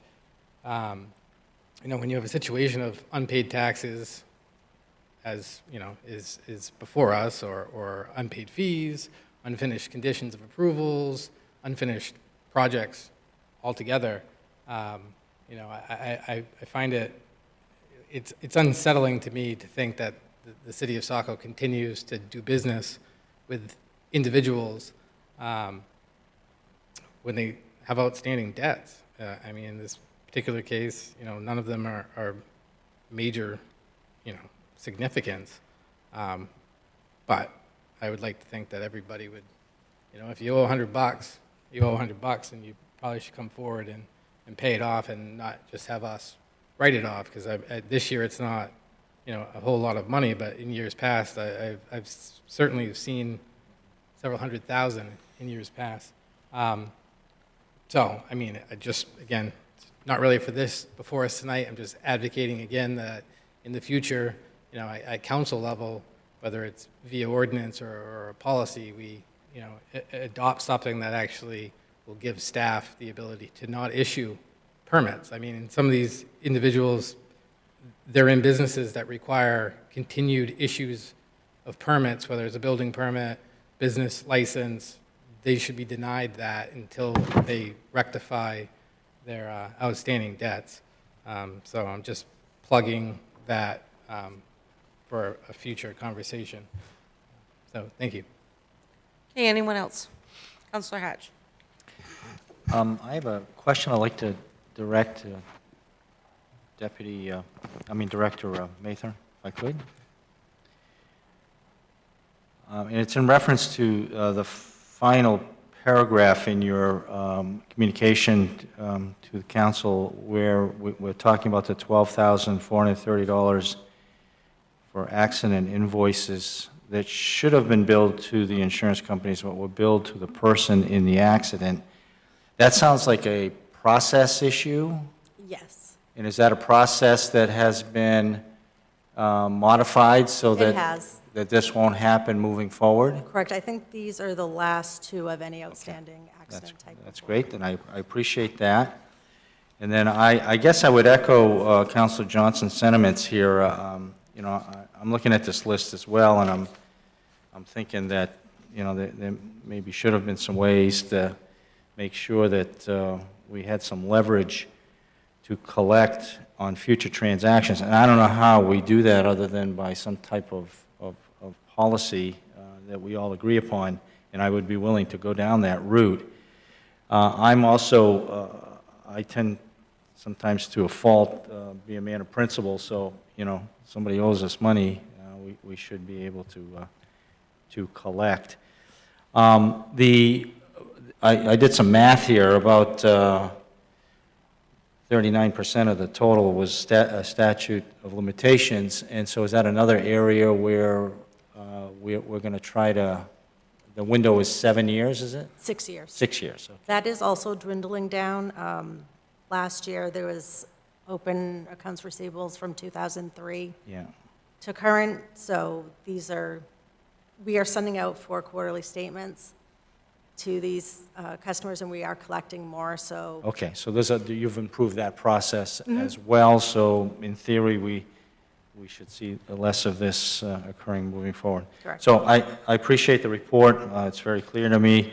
I would only leave on that note that for a future consideration, if there are ways in which we can give our, you know, our city staff tools that they can utilize to help enhance the collectability of these things, I'd be all for that discussion. So. And if you've noticed that most of these are personal property issues, the director and I will sit down this week and talk about it a little bit.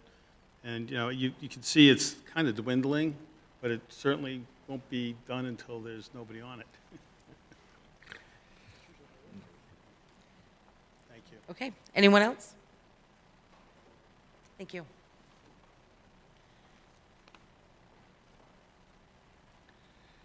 Okay, motion is on the floor. Roll call vote. Counselor Archer? Aye. Counselor Parks?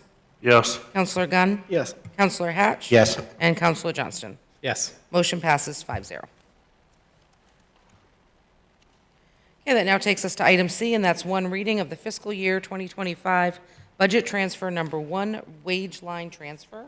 That is Counselor Archer. Yes, thank you, Madam Mayor. Funds are appropriated into payroll contingency as part of the fiscal 2025 budget process. The transfer simply redistributes the increase of 4.75% to the individual pay lines. Be it ordered that the City Council approved budget transfer number 1, fiscal year 2025, wage line transfer. I move to approve the order. Motion has been made by Counselor Archer. Is there a second? Second? Second by Counselor Hatch. Any discussion? Counselor Johnston? Thank you. Yeah, I mean, this kind of goes back to, I guess, the prior conversation.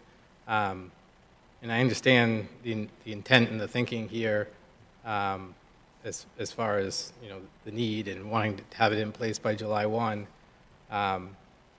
which, again, I can be supportive of that. I guess for me, just process-wise, we're still in fiscal year 24, and by charter, a transfer has occur in the fiscal year you're presently in. So it's kind of cart before the horse scenario, I guess, is how I would view it. But I can honestly, I can look past that too, if we can just, I guess, appease me and give me some level of assurance here, just with a minor amendment, a word change. So I would just amend the motion that at the end of wage line transfer, we just add effective July 1, 2024.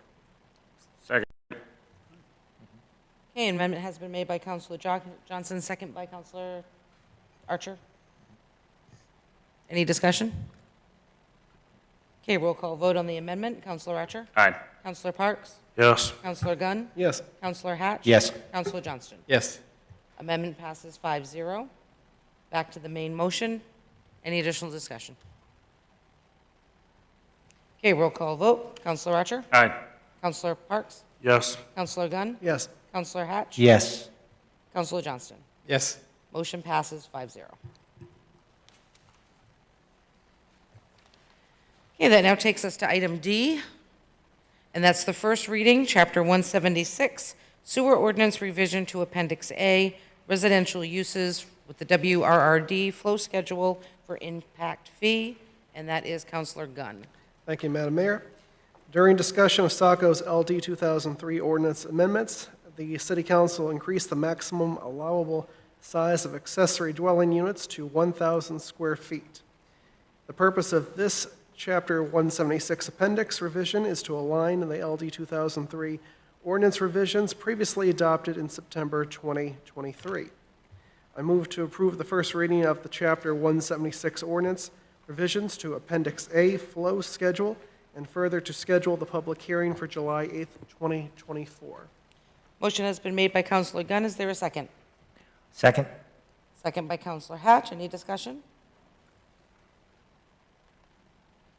Okay, not seeing any. Counselor Archer? Aye. Counselor Parks? Yes. Counselor Gunn? Yes. Counselor Hatch? Yes. Counselor Johnston? Yes. Motion passes 5-0. Okay, that completes the action items this evening. Moving on to item 8, administrative update. City Administrator Bahenko. Yes, thank you, Your Honor. First thing that I provided the council was a list of things that are going to be happening in the Parks and Recreation Department during their summer programs. I had the opportunity last Thursday to attend the first day of the seasonal employees orientation. It was really enjoyable seeing the enthusiasm of all the young people there, and certainly the number of programs that are being offered are really astounding in terms of, creating a better quality of life for all our residents. So I would give the kudos to the Parks and Recreation for what they're doing this summer. Those also will be, more publicity will be made on those, as well as going forward on our fall programs as well. I also want to bring you up to date on meeting management software. City staff from various departments have been working on improvements to the city's meeting management system. The updated system will allow our residents to interact with meeting tools such as the agenda, meeting packet, and recording in one centralized location. The management system will also allow for search options, optimization, easier access to meeting materials, and more standardized documentation across the city's various council, board, and committee meetings. Previously dated materials will be available in an archive format. We are planning to migrate our meeting tools to this new platform by a target date of July 15th, with some boards and committees offering an advanced soft launch ahead of the schedule. Although there will be improvements to the system, council and planning board meetings will continue to be live streamed. And I would encourage you, if you are utilizing these tools, if you have any concerns or any types of things that you think we could do better through communication to the public, let me know. We're all pretty excited about getting that moving forward. There's a on-call brick sidewalk rehabilitation. Public Works is advertising the on-call brick sidewalk rehabilitation closing Wednesday, June 26th. You can visit the city's website under bids and RFPs for additional details. Please note the upcoming holiday this Wednesday, June 19th, is in observance of Juneteenth. Also, City Hall will be closed on July 4th in observance of Independence Day. And I have not made a decision yet regarding the closure of City Hall on July 5th, but that closure will be posted on the city website as soon as it's determined. What I'm trying to do is poll the employees to see if everybody will take some personal time. So I'll let you know. Okay, That's thank you all very I have. much. Yep.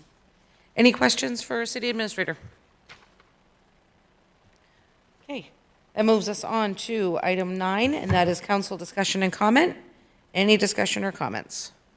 Councilor Hatch. Thank you, Mayor McPhail. I'm just curious, City Administrator Bohanko, cooling centers. This is going to be our first week of record-breaking temperatures. I think last year, if I'm not mistaken, we were more in a, at least initially, in a reactionary mode as opposed to a proactive mode. Well, again, in fact, I had a conversation with Gene Saunders earlier today. Tomorrow I have the department head meeting.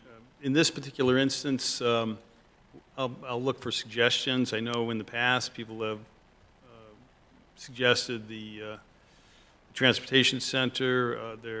I guess the idea is if it's going to be a 2-day situation, if it was going to be a more long-term situation, I think that's something we have to be careful of from a health perspective. But certainly, I'll be working with the city department heads and see what we might come up with. And whatever we do, I'll keep you advised, and we'll get it out to the public. Great, thank you. Thank you. Anyone else? Okay, not seeing anyone. That moves us on to item 10, and that is executive session. Is there a motion to go into executive session? Counselor Hatch? Thank you, Mayor McPhail. Be it ordered that the City Council enter into executive session pursuant to MRSA Title I, Chapter 13, Subchapter 1, Section 4056D, Labor Contract Discussion. Motion has been made by Counselor Hatch. Is there a second? Second? Second by Counselor Gunn. Roll call vote. Counselor Archer? Aye. Counselor Parks? Yes. Counselor Gunn? Yes. Counselor Hatch? Yes. And Counselor Johnston? Yes. Motion to enter executive session passes at 8:37.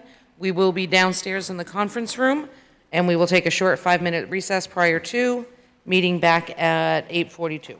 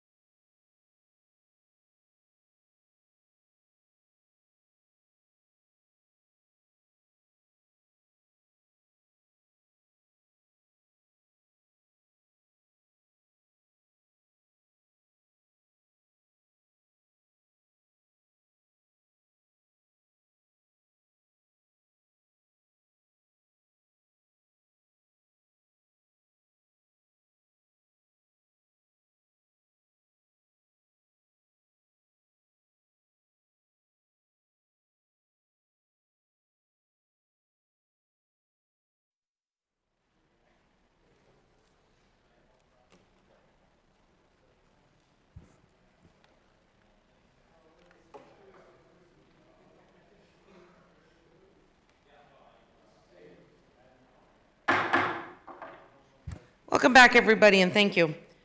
Is there a motion to exit executive session? So moved. Motion made by Counselor Hatch. Is there a second? Second by Counselor Johnston. Roll call vote. Counselor Archer? Aye. Counselor Parks? Yes. Counselor Gunn? Yes. Counselor Hatch? Yes. And Counselor Johnston? Yes. Motion to exit executive session passes 5-0. Is there a report? Thank you. Okay, that takes us to item 12, and that is adjournment. Is there a motion to adjourn? So moved. Motion by Counselor Hatch. Is there a second? Second by Counselor Johnston. Roll call vote. Counselor Archer? Aye. Counselor Parks? Yes. Counselor Gunn? Yes. Counselor Hatch? Yes. And Counselor Johnston? Yes. Motion to adjourn passes 5-0 at 9:16.